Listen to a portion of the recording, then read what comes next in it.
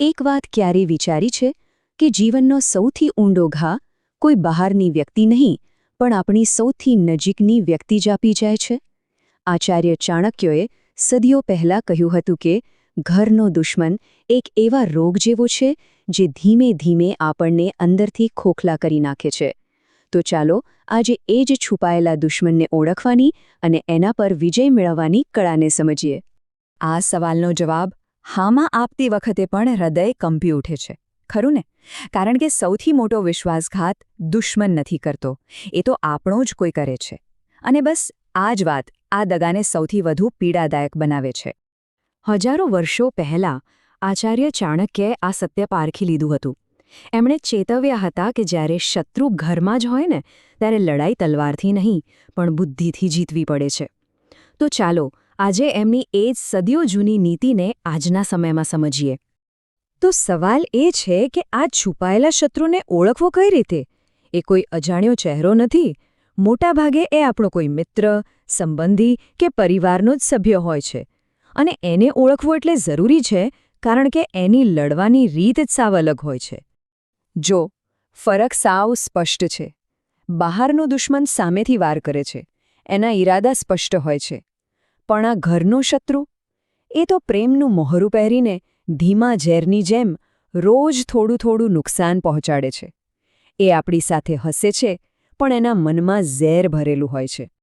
અને એની ચાલ કેવી હોય છે ખબર છે? એ આપણા જ વિશ્વાસને હથિયાર બનાવીને આપણી પર વાર કરે છે. આપણી શાંતિને ડર સમજે છે, આપણી સહનશીલતાને નબળાઈ માની લે છે. અને બસ આ જ એ સંકેતો છે જેને આપણે ઓળખવાના છે. તો પછી કરવું શું? આવા દુશ્મનનો સામનો કેવી રીતે કરવો? ચાણક્યની નીતિ કહે છે કે પહેલી લડાઈ બહાર નહીં પણ અંદર લડવાની છે. પોતાના મનની અંદર એક એવો મજબૂત કિલ્લો બનાવવાનો છે જેને દુનિયાની કોઈ તાકાત તોડી ન શકે. તો ચાલો હવે વાત કરીએ ચાણક્યની પહેલી અને સૌથી શક્તિશાળી ચાલની. આ આપણા સંરક્ષણનો પાયો છે. કેમ? કારણ કે ઘરનો શત્રુ પહેલો હુમલો બુદ્ધિ પર નહીં, ભાવનાઓ પર કરે છે. એનો મુખ્ય હેતુ આપણને માનસિક રીતે તોડી નાખવાનો હોય છે. પણ ચાણક્ય કહે છે, જો આપણી ભાવનાઓ આપણા કાબૂમાં છે તો પછી આપણને કોઈ હરાવી શકતું નથી. હવે આ કરવું કેવી રીતે? ખૂબ સરળ છે. એમના અપમાનને પ્રેરણા બનાવો. એમની નકારાત્મકતાને સફળતા માટેનું ઈંધણ બનાવો. એ જેટલું તોડવાની કોશિશ કરે એટલા મજબૂત બનો.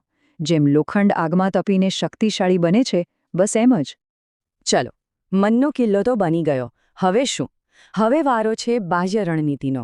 અને આ એવી ચાલો છે જેમાં અવાજ બિલકુલ નથી, પણ એની અસર ખૂબ જ ઊંડી છે. ચાણક્ય 3 રસ્તા બતાવે છે. પહેલું, દલીલોમાં ઉતરવાનું જ નથી. જે લોકો તટસ્થ છે એમને પોતાના સારા વર્તનથી જીતી લો. બીજું, અને આ સૌથી અઘરું છે, ધીરજ રાખો. અહંકારી દુશ્મન એક દિવસ ભૂલ કરશે જ. અને ત્રીજું, શાંતિથી કોઈ પણ જાતના ઝઘડા વગર એમને પોતાના જીવનમાંથી દૂર કરી દો. અને એક વાત હંમેશા યાદ રાખજો, આ મૌન કોઈ ડરની નિશાની નથી. આ તો શક્તિનું પ્રતીક છે. આ એ શાંતિ છે જે મોટા તોફાન પહેલાં છવાયેલી હોય છે. હવે આવે છે અસલી રમત. એક એવી ચાલ જેમાં દુશ્મનાના જ હથિયારથી એને માત આપવાની છે. આ છે લડ્યા વગર જીતવાની કળા. ચાલો હવે બીજી મુખ્ય ચાલ પર ધ્યાન આપીએ. આને બરાબર સમજજો, કારણ કે આ શત્રુને એના જ દાવમાં ફસાવાની કળા છે. આ ચાલનું નામ છે ઉલટો બુમેરેંગ. મતલબ કે જે હથિયારે ફેંકશે એ જ પાછું ફરીને એને જ વાગશે. માની લો કે કોઈ આપણને અહંકારી કહે તો શું કરવાનું? ઝઘડવાનું? ના. એના બદલે એટલી નમ્રતાથી વર્તવાનું કે એનો આરોપ જ ખોટો સાબિત થઈ જાય. જવાબ શબ્દોથી નહીં, કર્મોથી આપવાનો છે. આપણા કર્મો જ એમના જૂઠાણાને ખુલ્લા પાડી દેશે. અને હવે આપણે પહોંચ્યા છીએ ચાણક્યની રણનીતિના એ તબક્કા પર જે કદાચ સૌથી કઠોર છે, પણ વિજય માટે સૌથી જરૂરી પણ છે. ઘણા લોકોને આ નિર્દયી લાગી શકે છે, પણ ચાણક્ય કહે છે કે આ નિર્દયતા નથી, આ આત્મરક્ષા છે. જ્યારે વાત પોતાના અસ્તિત્વ પર આવે ત્યારે અમુક કઠોર નિર્ણયો લેવા જ પડે છે. તો અંતિમ ચાલના 2 ભાગ છે.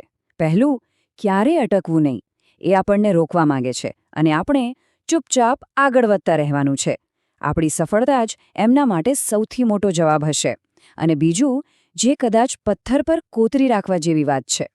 માફી એને કરાય જેને પોતાની ભૂલનો અહેસાસ હોય, પણ જે જાણી જોઈને ઝેર આપે એને માફ કરવું એટલે રોજ થોડું થોડું ઝેર પીવા બરાબર છે.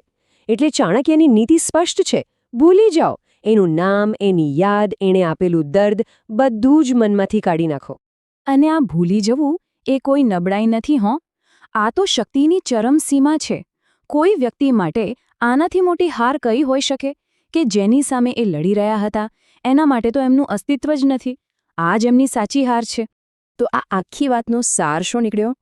ચાણક્યની આખી નીતિનો નિચોડ એ જ છે, સાચી જીત કોઈને હરાવવામાં નથી, પણ લડ્યા વગર જીતવામાં છે. કારણ કે દુનિયામાં કોઈને પણ હરાવી શકાય છે, પણ એ વ્યક્તિને હરાવવી અશક્ય છે જેણે પોતાની જાતને જીતી લીધી હોય. જે પોતાના મન અને ભાવનાઓનો માલિક બની જાય છે એને કોઈ ગુલામ બનાવી શકતું નથી. તો હવે અંતિમ સવાલ પોતાની જાતને પૂછવાનો છે. સંબંધના નામે મળતા આ ઝેરને પીતા રહેવું છે કે પછી એ જ ઝેરને શક્તિ બનાવીને આગળ વધવું છે? આનો જવાબ કોઈ બીજાને નહીં, પોતાની જાતને આપવાનો છે. યાદ રાખજો, સૌથી મોટી જીત પોતાની માનસિક શાંતિ પાછી મેળવવામાં છે.